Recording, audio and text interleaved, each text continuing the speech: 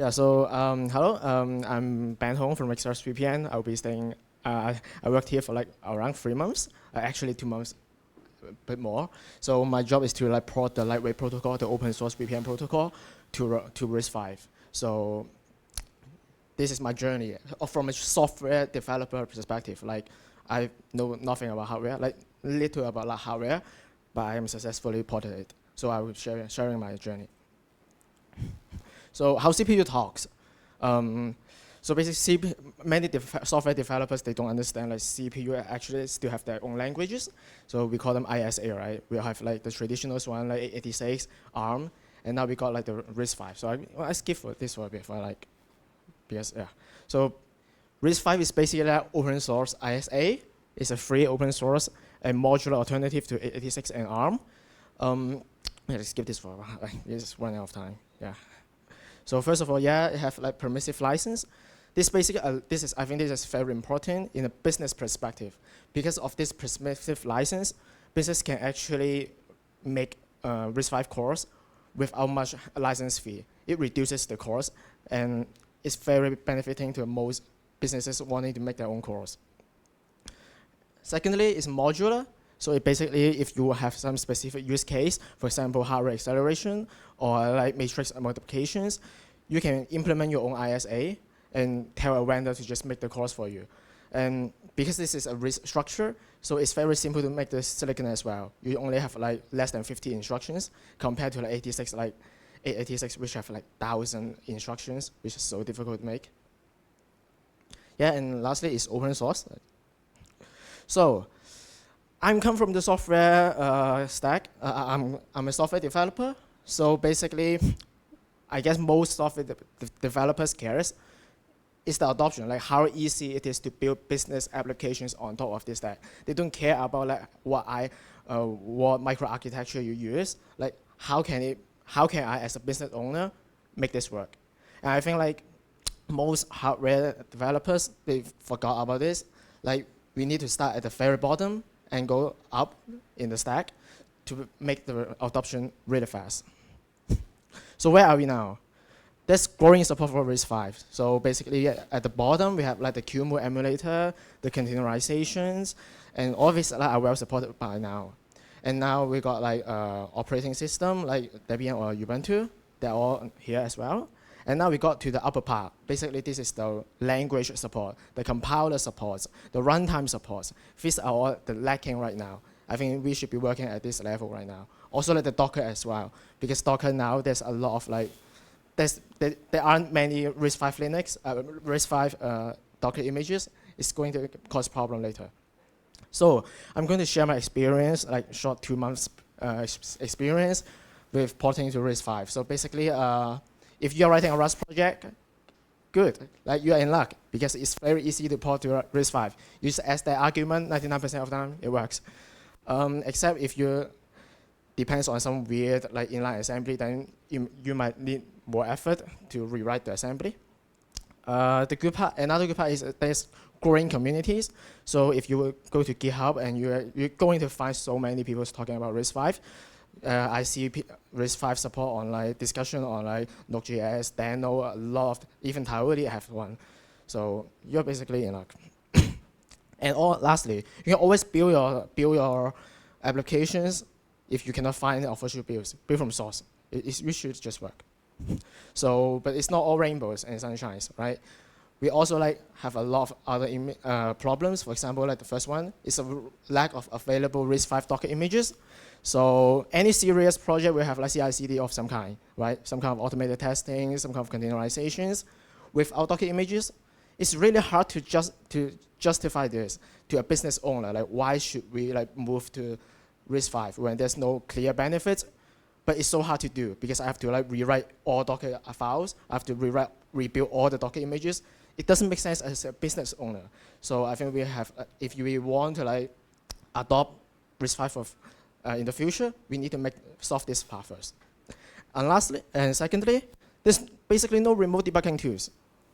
A lot of businesses, especially the higher level one, they depend on like VS Code. A lot of people use VS Code, right? You can't even run SSH to a target machine running RISC-V using VS Code. That's already like kills 50% of the developers. And lastly, GUI application is really lacking the support. So I guess most business owners, they have some kind of like GUI applications, right? Even our own ExpressVPN, we also have like GUI applications on Linux. We use Qt. But Qt, there's no official support for it. It really slows down development for like a month, and it's going very slowly. Actually, I'm still not able to get it running. So yeah. So where are we now? ExpressVPN RISC-V. So basically, we have successfully ported the Rust implementation of VPN. So basically, that's the lightweight to RISC-V. I done that in the first month in internships, and it's because of Rust. It's partly because of like of the CI/CD and like cargoes so easy to use. That's another reason to use Rust, by the way. Yeah, but lastly, the GUI and users clients are still in early development because I'm still trying to get Qt and yeah, to get Qt works. So how do you prepare your project for RISC-V? So firstly, you need to understand your tools, okay? Select your tools, change them if need. And you need to start writing tests. Absolutely, because we have encountered some cases where the program compiles, but something doesn't work. So when you try to, we have one instances where like, the 4096-bit certificate doesn't load. Okay, we have spent like not years, but like weeks trying to figure out what's happened. The test passed, for example, but it doesn't work on production. Okay, turns out there's some problem with our test, but like we have fixed it. I have fixed it. Yeah. Very few. Yeah, and lastly, if you use inline assembly, check if it's really needed, and ensure portability if you want to migrate to a new architecture in the future. So yeah, I guess this is a short. I'm rushing. Yeah, but thank you, everyone. So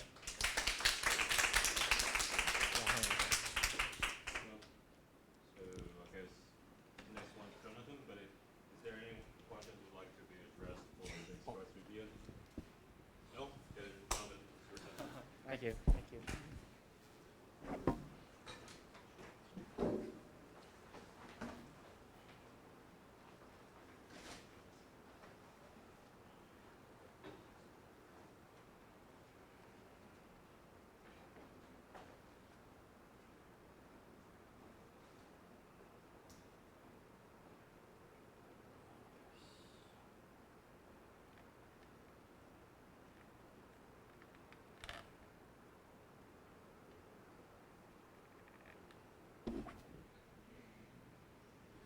Okay, good afternoon, everybody. My name is Jonathan. I'm from Canonical. So I'm based in Taipei, and what I do at Canonical is I work with our silicon vendors, and I look after the Asia-Pacific region to talk about partnerships and how we can go to market together. So I guess the first question is that what is Canonical doing at a hardware track, right? We're an OS company, and why are we here? And I think Pete kind of covered that in one of his closing slides about how software vendors, right? We need hardware vendors to work together, because then again, you know, how do we get the hands of our operating system into the hands of developers, right? We need operating systems to run on hardware, and that's why we're here to work with you all for this. So Canonical, right? Who here does not know what Canonical do? I get a lot of these questions when I come to these talk, so I tend to ask this, but basically what Canonical does is we're a open source company. We supply open source software packages and software solutions, open source solutions, right, in a secure, reliable, and easy to consume way for enterprises. But I think one thing that is well known from Canonical is that we publish Ubuntu. Ubuntu's being published and maintained by the Canonical. And this is what we're actually started off as, right? And back in 2004, we started off in the PC space. So that's when we had Ubuntu running on the laptops. And it was a big success, right? You know, developers loved using Ubuntu. and it was a great ecosystem, like development platform for people. And that's how we got into public clouds, because when cloud started in 2008, a lot of these developers were looking for the same familiar developing environment as what they had on their laptops. That's kind of what pushed the adoption back in the cloud space. So after our success in the cloud, we thought, we should really find, how are we going to power the edge, right? Like, there's a lot of devices out in the world right now running different, your cameras, right? Your industrial robotic machines. They all need an OS too. So we came up with a solution back in 2014 to power the edge with Ubuntu Core, a lightweight, containerized, customizable, secure operating system so for people to run their edge solutions. So as a result of that, back in, we did a survey, a little bit older survey back in 2022. We're now across the whole compute spectrum, from cloud all the way down to edge IoT. We power a lot of devices. And as you can see, like in the cloud space, we power like in the billions of like instances. And we work with all the public clouds out there, from AWS, Google Cloud, Microsoft Azure, Oracle. We have really strong working relationships, and all the way down to, like, say, workstations like Lenovo, Dell, HP. All these guys are also our strategic partners. And then in the edge and IoT space, when we're working with, say, like in Taiwan, we have really strong relationships with like Advantech in the IPC space.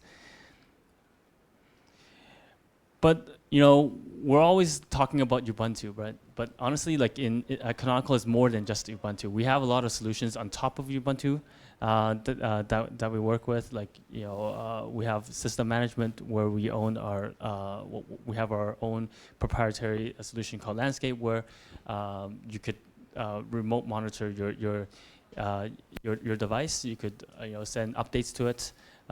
Your system IT companies can remotely manage it, but also on the cloud side, where we have for small scale deployments, we have microcloud, or even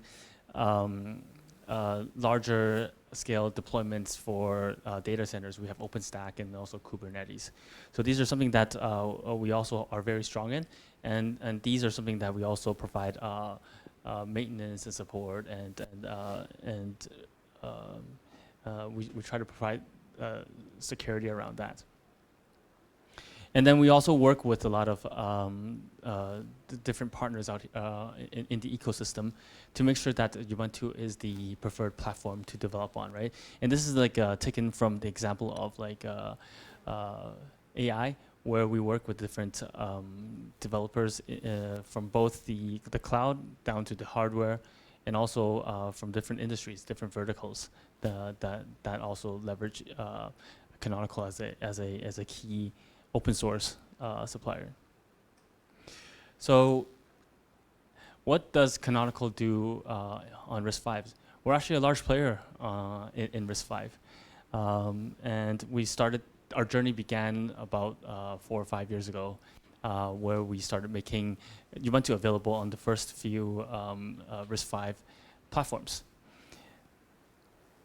So our mission for not only for RISC-V, but like for all the different ISAs that we support, is that we want to make sure that open source is available on any architecture for you to do any tasks, and you could do development on such as your enterprise workloads can all be supported on Ubuntu. And we do this through collaborations with partners. In the past few years, we've worked with a variety of partners, and I'm listing a couple here that we worked with recently. At the beginning of the year, we worked with, say, Sci-Fi. We got Ubuntu running on the first development board that's being powered by the PE550. that was a really big news for the community, as Ubuntu is a preferred platform for developers.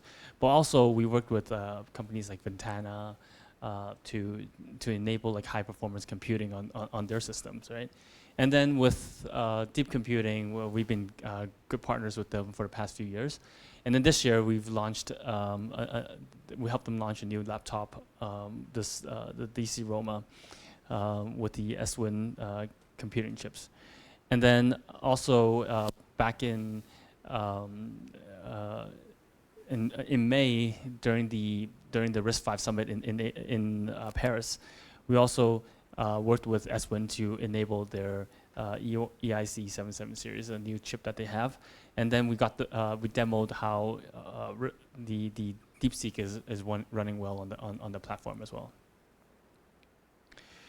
And then we also collaborate a lot with the community, right? We joined the RISE member back in 2023. RISE is a software group that works alongside with RISC-V International. And then we're also part of their one of their committees, and we also have a chair on that as well.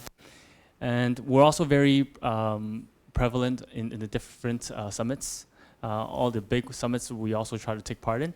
Like this year, we're also going to the RISC-V North America Summit in Santa Clara in October.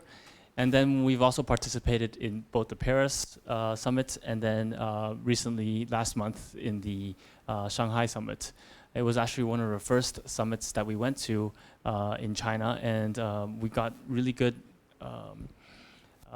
we were received really well over there because people in that community didn't really know what we were doing, and they were excited how Canonical, especially Ubuntu, is being made available in China, and we're committed to supporting the ecosystem over there. And then also, we ourselves, we host a Ubuntu Summit every year, before, but now this year we're switching the way how we do it. We're going to host a Ubuntu Summit twice every year now. But here I want to show a couple of cool things that we've done for RISC-V, where Nirav, the CEO of Framework, was performing how he could swap out a x86 motherboard to a RISC-V motherboard in just under 5 minutes, right? So this seems like 5 minutes is a benchmark, right? So let's see if anybody can do it quicker than that, right? And then also alongside my colleague Gordon, they made a talk about how making sure that there's a commercially ready Linux is very important to the RISC-V development system ecosystem, right? So that was a really well received as well. Both these talks are actually on YouTube. So if anybody here are interested in seeing this, you could visit YouTube and take a look on that. The framework one is actually really well received. It's got like 20,000 views on there. So highly recommend. Yeah. So in addition to that, we're also working continuously with the different hardware vendors, SoC vendors, to make sure that Ubuntu is available on their platform. So on our ubuntu.com website, you can see that there's a lot of different hardware platforms that you could download Ubuntu images for. As of now, as you can see on the right-hand side, these are most of the images that's actually directly available from Canonical, but there's also other ones that are hosted on our partner websites, like the SWINs, and also the Orange Pi, for example, also has images available on their website. But in the future, what's going to happen is we'll try to centralize the ones that are built the way how we want it to. Like there's a certain tools and processes from Canonical to build Ubuntu images. If you follow those rules, then we will host that onto our website. Or if you upstream stuff into the mainline, we can also build images for you, right? So we could, and from there, we can host it onto the website, and then people can, users can know that, you know, these are some of the official images that are being recognized by Canonical, and then your users can come over here to download it.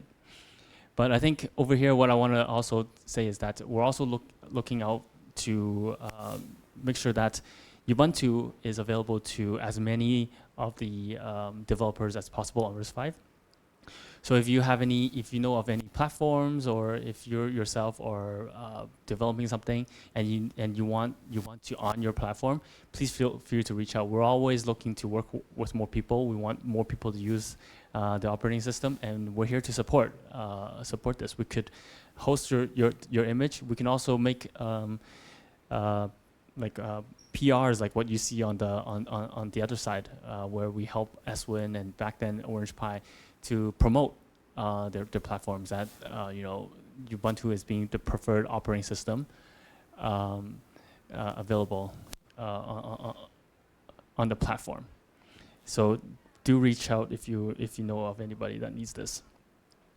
And then on the other side of things, right, we've been working really closely with our key partner, Rivos, in the server space, where we're helping. We have a dedicated team, which are both funded by Canonical and also Rivos, where we will build a optimized Ubuntu image, where it can be, you know, maintained for 12 years, and then there's an option for Rivos to have some of their software packages rebuilt according to some of their tool chains that they have developed, and these are going to be like optimized Ubuntu packages that they can swap out from our generic Ubuntu build to use some of their accelerators in their system.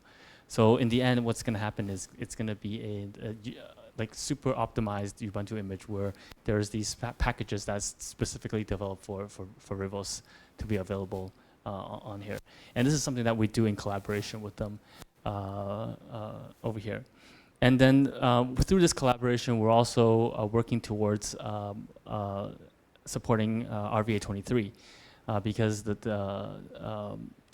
most of the ecosystem is moving towards this. And then from 2510 onwards, which we're going to be releasing in October, we are going to be fully supporting RVA23 on this. And then for that's going to be an interim release.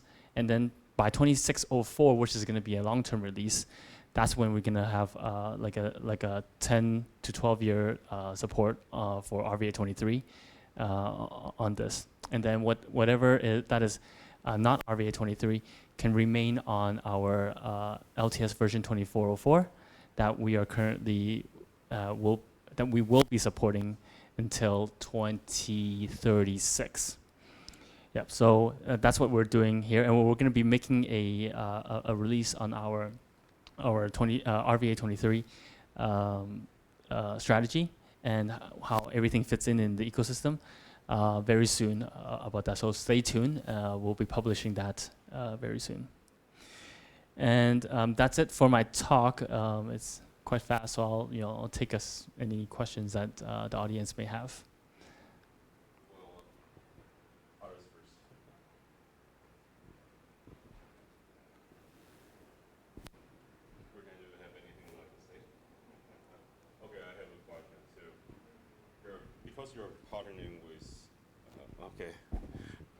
Because you're partnering with Rivos, and to make a big shift from RVA22 to RVA23, that's a bold move. I mean, did they? If it's confidential, then just say you cannot say it. So are they promising that they will shipping a lot of hardware that will be RVA23 compatible? Otherwise, that in the wild, in the open market, that there's 0 to none existing hardware that is RVA23 capable. And during the RISC distro meeting, Rabier from Red Hat actually pointed out that they might not migrate to RVA23 because there's no real hardware for RVA23. So that's my question.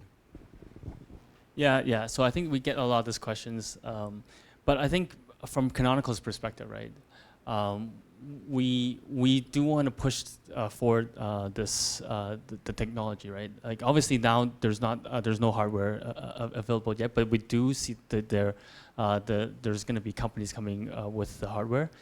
For example, K3 from SpaceMid is going to be the first one available, and it's going to be available by the end of the year, and we will be working with them to enable that. There's also SpaceMid K3 is going to be one. And then, although the ultra RISC one is not going to be fully RVA23, so that one is something that they're working towards as well. And then with we also have Alibaba, right, and Zhihe Computing, right, and they're going to be also available sometime around early next year.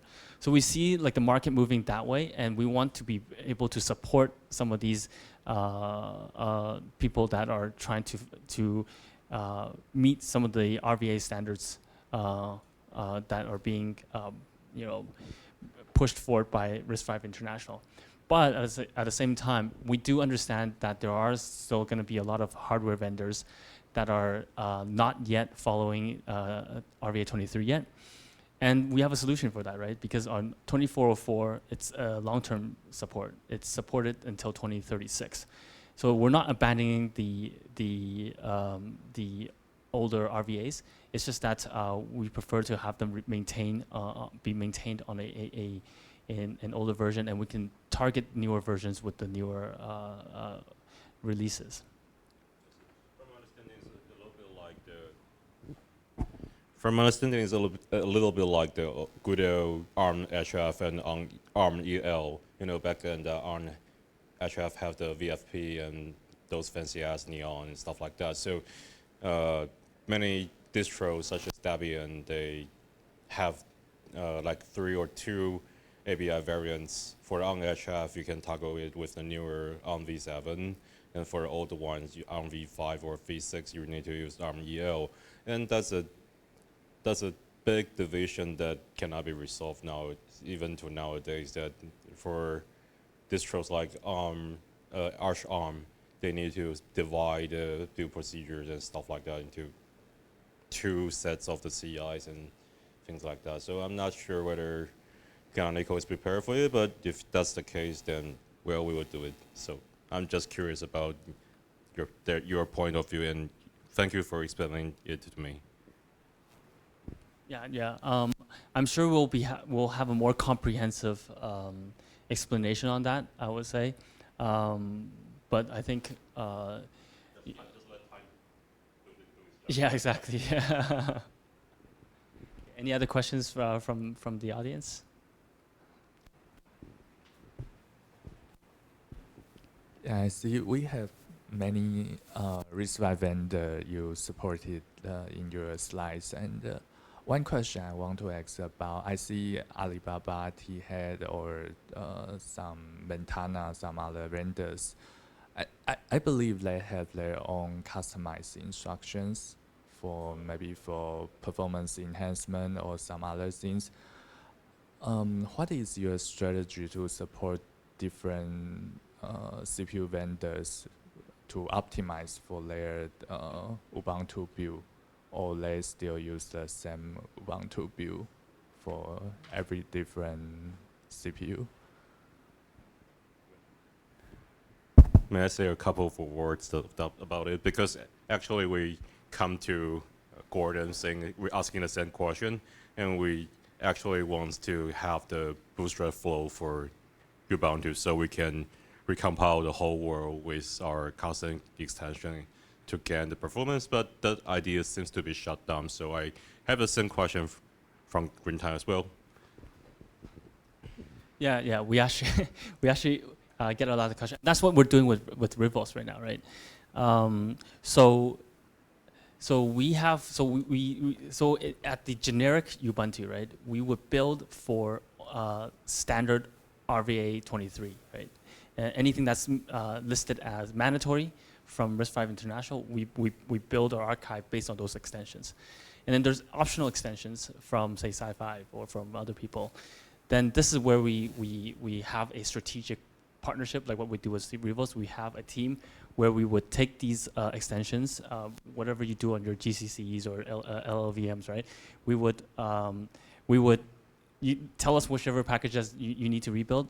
We will put them into a PPA, and then we maintain that PPA for you throughout the life of the LTS, for example, right?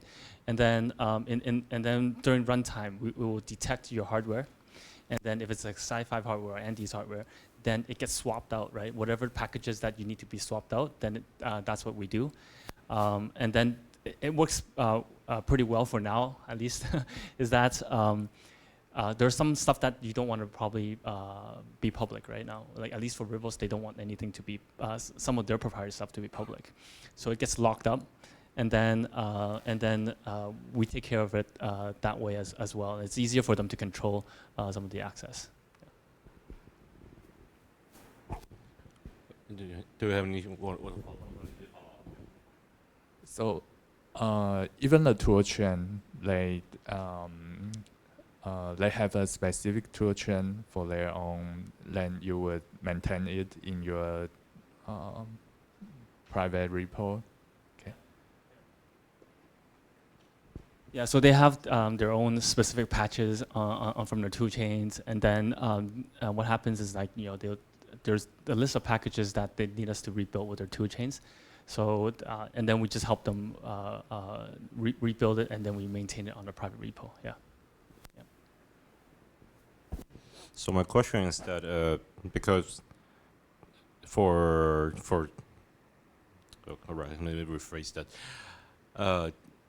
Is our PPA to be regarded as a sub-architecture, like because you know for they have this kind of, just like I said, HF, YL, so it's like a sub-variant of the ISA. I mean, in the build files you can specify the architecture things, and our custom instructions or stuff like that, are we going to be regarded as something like sub-architecture, or is a completely different ISA string or stuff like that?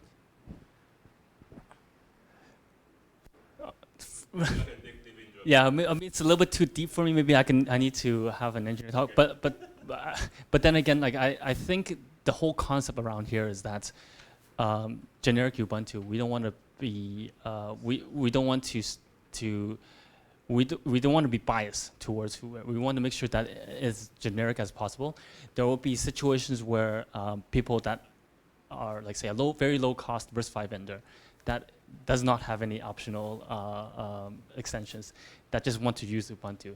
Yeah, they can do that, right? They don't want to. We don't want them to conflict with anything. If we build something with optional stuff in the generic Ubuntu, that's not going to work for them, and that's not something that we want to get into, right? So I think that's the whole gist of the whole situation at the moment. In a high conceptual level, I can understand that. Yeah. Any more questions? Okay, seems no. We actually have 3 minutes for the next talk, and let's give a big applause to the. Okay.